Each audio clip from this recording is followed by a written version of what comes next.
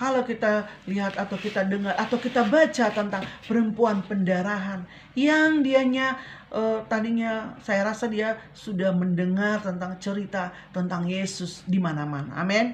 Karena Yesus pada waktu itu famous, terkenal. Makanya banyak orang ikut dia, beribu, betul? Ya kan? Ya, jadi karena dia terkenal lah, maka orang beribu-ribu mengikut dia. Sehingga dicatat dalam Alkitab yang mengikut dia pada waktu itu berapa ribu orang, 5.000 orang, itu hanya bapak-bapak dia beri makan. Amin. Itu kan mengikuti dia dari hari ke hari. Sehingga pada waktu itu tidak ada makanan. Lalu Yesus menyatakan mengadakan mukjizat sehingga bisa makan 5.000 orang dan sampai berlebih. Amin. Dan saya rasa mereka akan bawa pulang makanan-makanannya. Itulah kuasa daripada Yesus. Dia bisa memberi makan banyak orang. Mukjizat-mukjizat terjadi.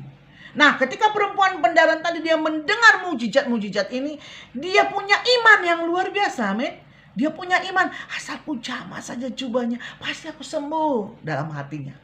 Lalu ketika Yesus lewat di antara kerumunan orang, dia berusaha menjamah jubah Yesus. Amin. Dia berusaha menjamah jubah Yesus. Nah, ketika dia menjamah jubah Yesus itu, maka terjadilah kesembuhan. Perempuan pendarahan ini, kalau orang pendarahan pasti kondisinya lemah. Pasti kondisinya tidak seperti orang lain yang bisa berjalan kuat, berlomba-lomba untuk berada di sekitar Yesus. Tetapi dia dengan usahanya, dengan kekuatannya yang lemah tadi, dia berusaha dengan segenap kekuatannya untuk menjamah jubah Yesus tadi. Dengan imannya pasti bisa. Sekalipun banyak orang berkerumun, dia pasti bisa. Dengan iman dia pasti bisa. Aku pasti bisa menjamah jubahnya. Asal ku jamah saja, maka aku akan sembuh. Maka terjadilah seperti yang diimani dia. Lalu apa yang terjadi? Yesus merasakan kuasa keluar dari tubuhnya. Dia bilang, siapa yang menjamah aku? Karena Yesus merasakan ada kuasa yang keluar dari tubuhnya. Sehingga kuasa itu menyembuhkan dia. Tapi murid-murid gak bisa melihat karena ada banyak orang. Di situ pada waktu itu berkerumun. Ingin mendengarkan Yesus, ingin mengikut Yesus. Nah, seperti itulah kita seharusnya. Pencarian kita akan Yesus. Lihat perempuan pendarahan tadi. Sekalipun dia lemah, sekalipun dia gak berdaya, tapi imannya terus dibangkitkan, untuk dia bisa mendekat Yesus, untuk dia bisa menjamah Yesus, sehingga kuasa daripada Yesus tadi keluar. Demikian juga atas hidup kita. Kita harusnya lebih lagi mencari Yesus, mencari Dia, sehingga kita mengalami kuasa penyertaan Tuhan. Amin. Ya, kita harusnya kita bisa mengubah pola hidup kita.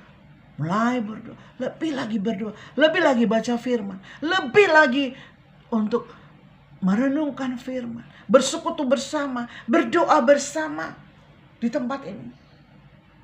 Mendengarkan firman Tuhan, baca firman Tuhan, renungkan firman Tuhan. Jadi hidup kita adalah bukan hidup yang asal-asalan. Hidup kita ini adalah hidup yang bermakna, yang bisa mendatangkan kuasa Tuhan Yesus. Amin. Kalau kita hidup asal-asalan, bagaimana kuasa Tuhan mau didatangkan? Bagaimana kasih karunia Tuhan mau didatangkan? Kalau kita hidup asal-asalan, hidup kita dikuasai oleh gadget-gadget. Hidup kita dikuasai oleh hal-hal yang gak berguna. Nonton dari pagi sampai pagi. Seperti itu. Tapi kalau kita membangun hidup kita, bangun pagi, mencari Tuhan Yesus sendiri, dia bilang sebelum matahari sebenarnya terbit, dia sudah cari tuh. Dia sudah berdoa kepada Bapaknya. Dia mau mendengarkan Bapaknya. Apa yang kau perintahkan hari ini Bapak? Aku ready. Seperti itulah seharusnya kita. Amin. Ya seperti itu seharusnya kita. Tuhan, apa yang harus kukerjakan hari ini? Aku menyenangkan hatimu.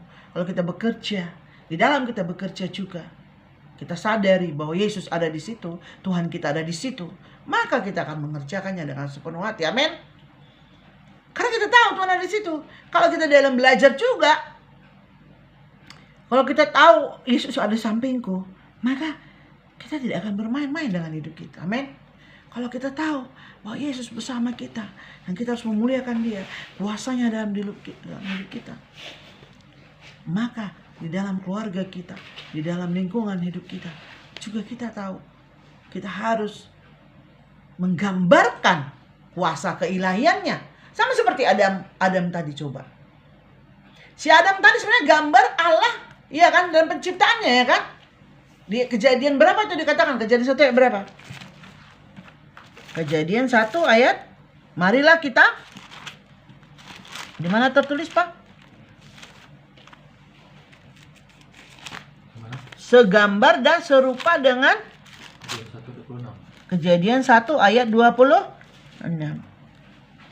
Berfirmanlah Allah, baiklah kita menjadikan manusia menurut gambar dan rupa kita, supaya mereka berkuasa atas ikan-ikan di laut dan burung-burung di udara, dan atas ternak, dan atas seluruh bumi, dan atas segala binatang melata yang merayap di bumi. Coba dibilang, marilah kita menjadikan manusia menurut gambar dan rupa Allah. Jadi kalau menurut gambar dan rupa Allah, kalau di sini sebenarnya di Kejadian ini, si Adam itu punya kemampuan yang luar biasa. Bahkan dikatakan sebenarnya hewan-hewan pun tunduk pada dia, ya kan? Makanya dikatakan dia memberi nama semua, kan? Betul? Dia memberi nama semua binatang itu. Gitu. Menurut gambar dan rupa Allah. Nah, sekali lagi coba tadi dikatakan di dalam Roma 5 tadi. Oleh karena dosa satu orang yang diciptakan menurut gambar dan rupa Allah, maka katakan apa tadi Roma 5? Coba kita Roma 5 tadi. Maka apa? Roma 5, balik lagi ke Roma 5. Oleh dosa itu menjadi maut. Sebab itu sama seperti dosa telah masuk ke dalam dunia oleh satu orang, dan oleh dosa itu juga maut, demikianlah maut itu telah menjalar kepada semua orang, karena semua orang telah berbuat dosa. Ya, itu dibilang gambaran satu orang. Di ayat berapa tadi itu dikatakan? Yang Adam yang diciptakan menurut gambar dan rupa Allah. Maka dia harus ditebus juga menurut gambar dan rupa Allah. Maka kita harus ditebus juga supaya dosa tadi yang merambat tadi, yang menjalar kepada manusia, diputuskan, dibatalkan oleh karena kasih karunia Allah. Yaitu siapa? Yesus Kristus. Yesus Kristus. Di ayat berapa tadi?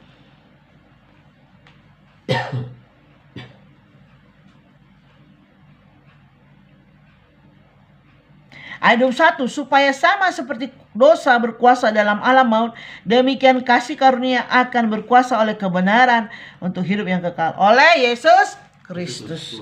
Ya, oleh Yesus Kristus Tuhan kita. Oke, baik, satu lagi ayat firman Tuhan. Mari kita baca Lukas 6 ayat 13. Lukas 6 ayat 13.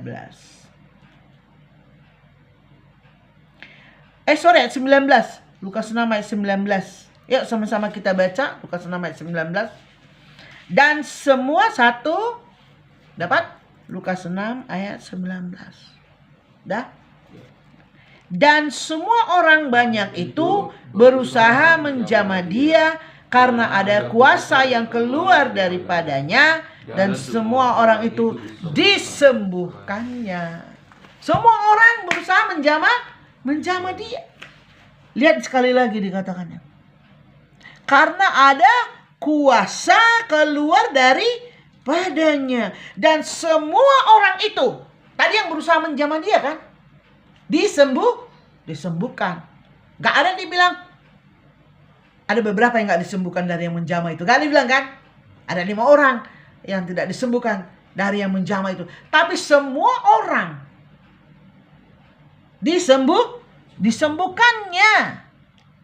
Semua orang banyak itu berusaha menjamah dia karena ada kuasa yang keluar daripadanya, dan semua orang disembuhkannya. Mari kita datang mencari dan menjamah Tuhan sehingga kita mengalami kuasanya. Amin.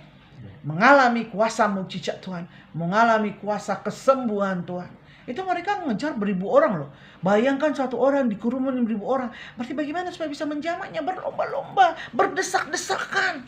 Mungkin berkeringat, banyak keringat sampai keluar. Berdesak-desakan, bersikut-sikutan, betul? Padahal 5.000 orang mengikut dia, nggak pakai pengawalan ini Tuhan Yesus. Nggak ada yang namanya PM mengawal, nggak ada polisi, nggak ada tentara yang ada pengawalan pada saat itu. Ya kan? Tapi dia bersama-sama dengan muridnya yang 12 orang.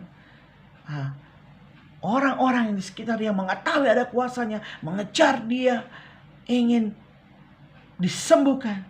Maka ketika mereka menjamah jubahnya, menjamah dia, ada kuasa yang keluar dari tubuhnya. Sehingga kuasa itulah yang menyembuhkan. Kuasa itulah yang memulihkan keadaan kita. Kuasa itulah yang menjawab setiap doa-doa kita. Apa yang kita rindukan saat ini? Kita rindu supaya diberkati oleh Tuhan. Maka kita harus mencari dia. Supaya kuasanya dilimpahkan di atas kita. Amin. Yes, kita rindu supaya bertambah-tambah bilangan orang percaya bersama-sama dengan kita yang berdoa bersama, yang memuji Tuhan bersama. Apa yang harus kita lakukan? Ya kita berdoa supaya kuasa Tuhan diturunkan, supaya menjamah hati orang lain, supaya datang. Apa yang harus kita lakukan lagi? Ya berdoa dan berpuasa. Apa yang harus kita lakukan lagi?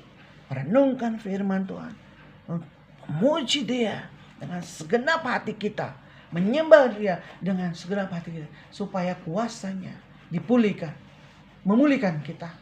Ya saya percaya sekali di tempat ini Tuhan akan bekerja, yang sakit akan disembuhkan, yang kekurangan hikmat akan Tuhan berikan hikmat, karena ada kuasa Tuhan yang bekerja di antara kita. Bahkan yang miskin, yang tidak punya pekerjaan, Tuhan akan bukakan jalan supaya boleh mendapatkan pekerjaan. Keluarga-keluarga yang berantakan akan dipulihkan Tuhan. Sebab Allah kita adalah Allah yang mengasihani. Sebab Allah kita yang tidak menanggungkan dosa atas kita, yang tidak menanggungkan kutuk dosa atas kita, tetapi Dia melepaskan kita dari kutuk dosa, dari kutuk maut. Dia membebaskan kita dari kutuk dosa, dari kutuk maut. Mungkin nenek moyang kita, mungkin orang tua kita, latar belakang kita, orang-orang tua kita terdahulu, nenek-nenek moyang kita melakukan hal-hal yang tidak disukai oleh Tuhan. Tetapi kita generasi yang mencintai Tuhan, kita anak-anak Tuhan yang mencintai Tuhan, maka kita akan mengalami kasih karunia Tuhan.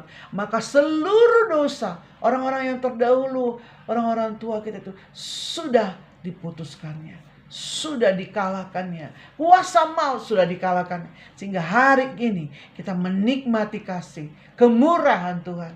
Kita menikmati sukacita, damai sejahtera bersama-sama dengan Tuhan yang selalu ada dalam hidup kita. Amin.